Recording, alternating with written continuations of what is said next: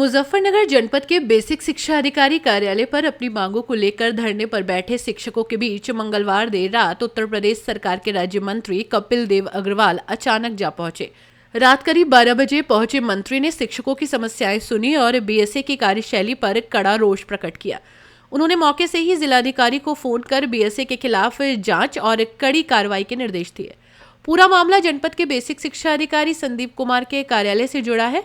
बताया जा रहा है कि एक शिक्षा समीक्षा के निलंबन और अन्य विभागीय समस्याओं के विरोध में सैकड़ों शिक्षक मंगलवार दोपहर 3:30 बजे ज्ञापन देने बीएसए कार्यालय पहुंचे थे। शिक्षकों का आरोप है कि बीएसए ने न तो उनसे मुलाकात की और न ही ज्ञापन लिया।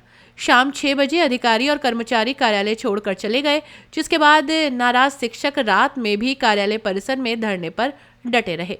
मंत्री कपिल देव अग्रवाल ने कहा कि उन्हें जब शिक्षकों के रात में धरने पर बैठने की सूचना मिली तो वो खुद उनके बीच पहुंचे, क्योंकि ये उनके अपने क्षेत्र के लोग हैं और बच्चों का भविष्य संवारने का काम करते हैं। मंत्री ने मीडिया से बातचीत में कहा कि बीएसए कार्यालय आए दिन विवादों और लड़ाई का अखाड़ा बना रहता है, जिससे विभाग और शासन की छवि धूमिल हो रही है। उन्होंने कहा कि स्थिति को सुधारना अधिकारी की जिम्मेदारी है, लेकिन यहाँ के बीएसए अपनी जिम्मेदारी निभाने में विफल साबित हो रहे हैं।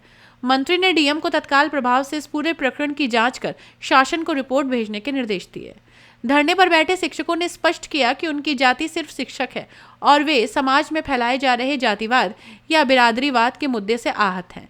शिक्षकों का कहना है कि बीएसए की कार्यप्रणाली के कारण ही समाज के विभिन्न वर्ग अलग अलग दिन प्रदर्शन कर रहे हैं, लेकिन शिक्षक किसी भी सूरत में समाज या बच्चों के बीच जातिगत भेदभाव नहीं होने देंगे। मंत्री के आश्वासन और डीएम से हुई वार्ता के बाद शिक्षकों ने अपना धरना 2 दिनों के लिए स्थगित कर दिया। शिक्षकों ने चेतावनी दी है कि यदि उनकी मांगों पर उचित कार्रवाई नहीं हुई तो आगे की रणनीति तय करेंगे। अब ये तो बहुत सारी बातें लगातार इकट्ठी हो गई आपके सामने की सामने। अब इसमें नीचे तो आपको लेना पड़ेगा ना, जब ट्रांसफर होगा हो ही जाएगा। तो कल आप ऐसा करो, एक बार पीएसए को बुलाओ, सीडीओ को बुलाओ, हम बैठेंगे, आप टाइम रखो, देखिए भैया बेसिक शिक्षा अधिकारी कार्यालय पर हूँ और संदीप कुमार यहाँ बीएसए हैं और ये सब हमारे जो अध्यापक हैं सुबह से धरने पर बैठे थे। जब मुझे जानकारी मिली तो इनके बीच में यहाँ पर पहुंचा हूँ, खुद ही पहुंचा हूँ। इन लोगों ने मुझको फोन नहीं किया, क्योंकि हमारे क्षेत्र के लोग हैं, हमारे सब अपने लोग हैं, सरकारी कर्मचारी हैं, एसआईआर का भी काम कर रहे हैं, बच्चों को पढ़ाने का काम नहीं करते हैं। कुछ दिक्कतें भी हैं इनकी, जैसे भोजन माताओं की बात की तो उनका वेतन समय से नहीं मिल पाता, जो इनका वेतनमान लगना है वो भी समय से नहीं लग पाया, उन्होंने मुझे बताया। तो जिलाधिकारी से मैंने अभी बात की है, उनको निर्देशित किया गया है कि इनकी बात को सुने और बेसिक शिक्षा अधिकारी के संबंध में जांच करें। वो ठीक काम नहीं कर रहा है, उसके संबंध में कार्रवाई करके शासन को अवगत कराए और हम भी शासन से बात करें।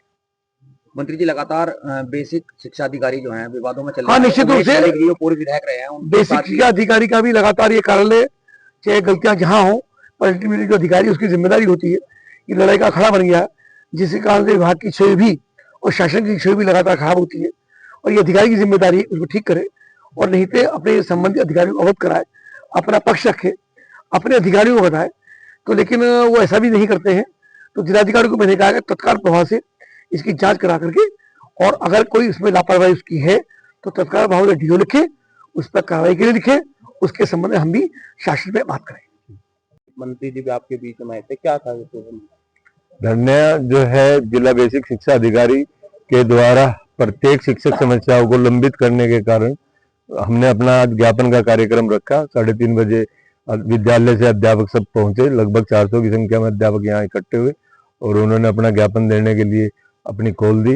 अंदर कहना के लिए गए, कुछ लोग भेजे गए और लेकिन उन्होंने हमारा ज्ञापन लेने से इनकार करना कहो, जब बीच में आए ही नहीं। लगभग 4:30 के बाद हमने ये कहा कि हम 5 लोग आपसे मिल लेते हैं, इस विषय पर बात कर लेते हैं। तो उन्होंने इसके लिए भी हमें समय नहीं दिया और 6 बजे में यहाँ से निकल के चले गए।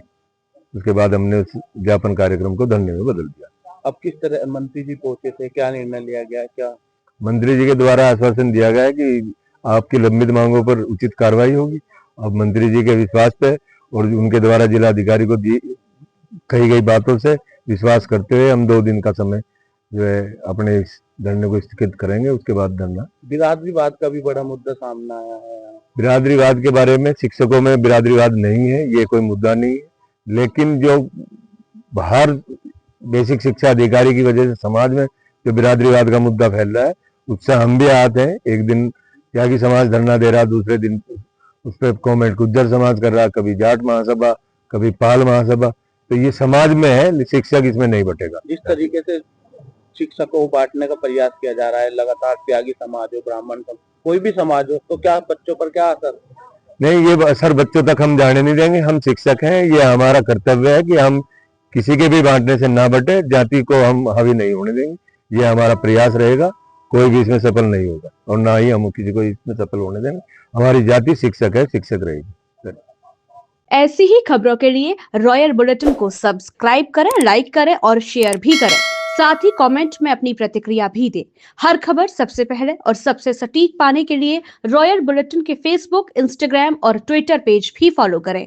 रॉयल बुलेटिन की वेबसाइट और व्हाट्सएप ग्रुप से भी जुड़ें और पाएं वो खबरें जो आपको कहीं और नहीं मिलेंगी।